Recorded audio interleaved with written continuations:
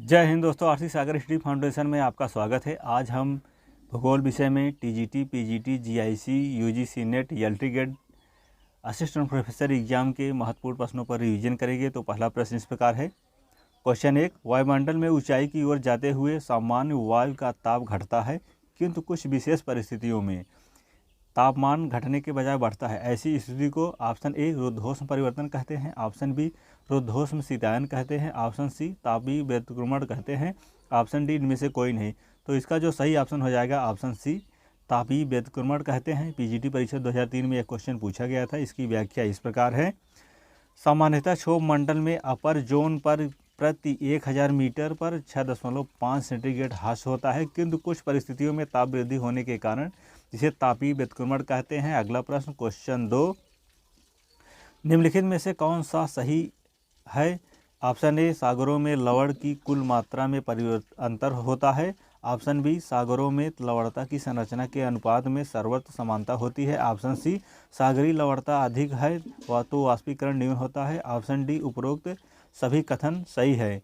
तो इसका जो सही ऑप्शन हो जाएगा ऑप्शन सी सागरीय लवणता अधिक है तो वाष्पीकरण न्यून होता है। यह पीजीटी परीक्षा 2003 में क्वेश्चन पूछा गया था। इसकी व्याख्या इस प्रकार है। सागरीय लवणता अधिक होने पर क्वथनांक उच्च हो जाता है, फलस्वरूप वाष्पीकरण निम्न होता है। अगला प्रश्न क्वेश्चन 3, केंद्रीय स्थान में क्रिस्टालर मॉडल के K4 सिद्धांत को निम्नलिखित में से कौन सा सिद्धांत इंगित करता है? ऑप्शन ए बाजार, ऑप्शन बी प्रशासनिक, ऑप्शन सी परिवहन, ऑप्शन डी आर्थिक। तो इसका जो सही ऑप्शन हो जाएगा ऑप्शन सी परिवहन। यह यूजीसी नेट 2017 में यह क्वेश्चन पूछा गया था। इसकी व्याख्या इस प्रकार है। केंद्रीय स्थान का पर सबसे पहला विचार वान थूनेन ने दिया था, जबकि केंद्रीय स्थान शब्द का प्रयोग सर्वप्रथम मार्क जेफरन ने 1931 में दिया गया। केंद्रीय स्थल सिद्धांत वाल्टर क्रिस्टालर द्वारा प्रतिपादित किया गया, जिसमें से के पदानुक्रम प्रदर्शित करता है। के बराबर 3 बाजार नियम, के बराबर 4 यातायात नियम, के बराबर 7 प्रशासनिक नियम, परिवर्ती के पदानुक्रम लांस द्वारा प्रतिपादित किया गया। अगला प्रश्न क्वेश्चन 4, निम्नलिखित में से कौन सा कथन किसी राष्ट्र के बारे में सही नहीं है? ऑप्शन ए हमेशा इसके पास हमेशा एक सामाजिक अथवा सांस्कृतिक आधार होता है, ऑप्शन बी हमारे पास एक प्रादेशिक आधार होता है, ऑप्शन सी यह आंतरिक संप्रभुता का दावा करता है, ऑप्शन डी यह बाह्य संबंधों में संप्रभुता का दावा करता है। तो इसका जो सही ऑप्शन हो जाएगा ऑप्शन ए इसके पास हमेशा एक सामाजिक अथवा सांस्कृतिक आधार होता है। यह यूजीसी नेट 2017 में यह क्वेश्चन पूछा गया था। इसकी व्याख्या इस प्रकार है। राष्ट्र ऐसे लोगों का समूह बनता है जो भाषा, निजातीयता, धर्म क्षेत्र, समान इतिहास, समान संस्कृति आदि के संबंध होते हैं। ऐसे लोग जरूरी नहीं है कि जो एक देश के सरकार अथवा संप्रभुता अंतर्गत हों। स्टेट राज्य के 4 लक्षण होते हैं। पहला भूमि, दूसरा नागरिक या लोग, तीसरा सरकार, चौथा संप्रभुता।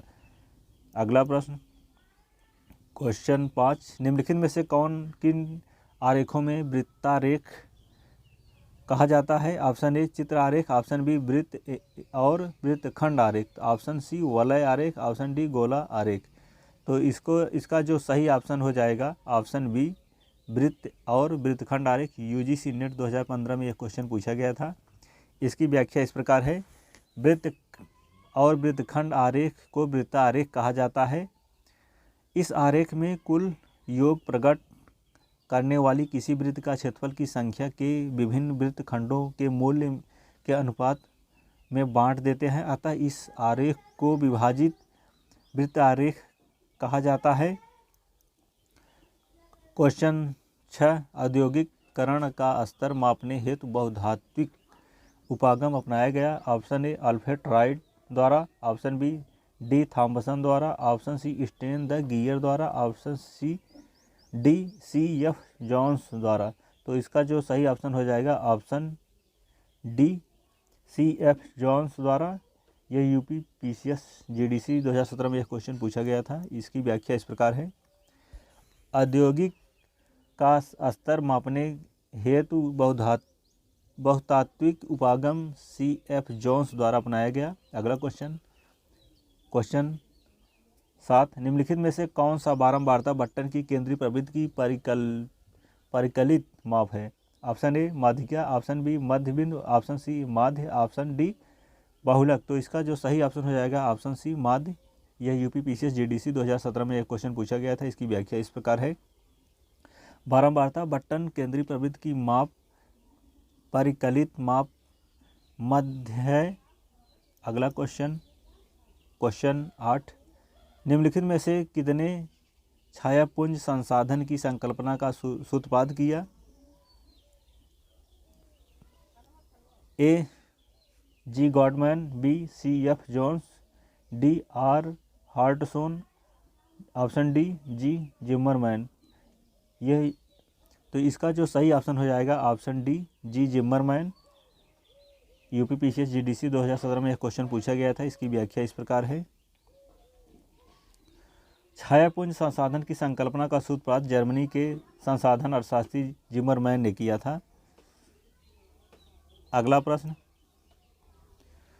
स्टालर के अनुसार मलवा ढाल का अन्य नाम क्या है? ऑप्शन ए निस्त्रावन ढाल, ऑप्शन बी मलबा नियंत्रित ढाल, ऑप्शन सी घाटी जलागार घाटी जलागार ढाल, ऑप्शन डी प्रसुप्ता ढाल। तो इसका जो सही ऑप्शन हो जाएगा ऑप्शन ए निस्त्रावन ढाल। या RBSC 2017 में क्वेश्चन पूछा गया था राजस्थान लोक सेवा आयोग द्वारा। इसकी व्याख्या इस प्रकार है, समुद्र तट पर सागरीय तरंगों के अपरदन क्रिया से निर्मित भृगु नदी द्वारा निर्मित किसी भी गति के पार्श्व भ्रंश तल के मुख्य उदाहरण है। कई बार भृगु ढाल का 40 डिग्री से भी अधिक होता है और समुद्र का मलबा वहां पर टिक नहीं पाता, जिससे मलबा भृगु के आधार पर जमा हो जाता है और मलबा ढाल का निर्माण करता है। स्टालर ने इसे प्रसूता ढाल का नाम दिया। अगला क्वेश्चन 10, निम्न में से कौन सा एक तकनीकी शब्द जनसंख्या की आकार एवं कृषि भूमि के बीच के संबंध को व्यक्त करने के लिए प्रयुक्त होता है? ऑप्शन ए तुलनात्मक घनत्व, ऑप्शन बी कृषि घनत्व, ऑप्शन सी कायिक घनत्व, ऑप्शन डी आर्थिक घनत्व। तो इसका जो सही ऑप्शन हो जाएगा ऑप्शन डी आर्थिक घनत्व। MP PCS assistant professor exam 2018 में एक क्वेश्चन पूछा गया था। इसकी व्याख्या इस प्रकार है, कायिक घनत्व फिजियोलॉजिकल डेंसिटी जनसंख्या के आकार कृषि भूमि के बीच संबंध को प्रयुक्त होता है। अगला क्वेश्चन 11, निम्नलिखित में से कौन भूगोल के संप्रदाय का मत है कि भूगोल को मानव कल्याण के उद्देश्य का मार्ग प्रशस्त कर देना चाहिए? ऑप्शन ए पारिस्थितिकी, ऑप्शन बी अवस्थितिकी, ऑप्शन सी परंपरागत, ऑप्शन डी क्रांतिकारी रेडिकल। तो इसका जो सही ऑप्शन हो जाएगा ऑप्शन डी क्रांतिकारी रेडिकल। यूपी पीसीएस प्री 2004 में एक क्वेश्चन पूछा गया था। इसकी व्याख्या इस प्रकार है, भूगोल को मानव कल्याण के उद्देश्य का मार्ग प्रशस्त करना चाहिए, यह क्रांतिकारी रेडिकल विचारधारा है।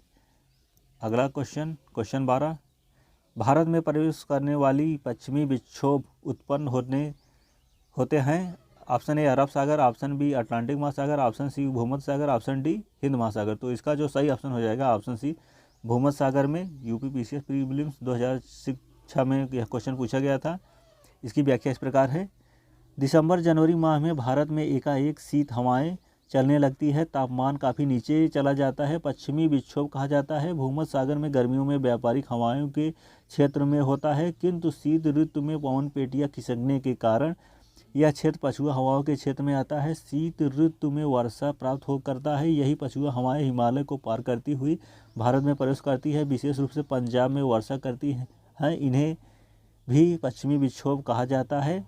जय हिंद। आज इतना ही।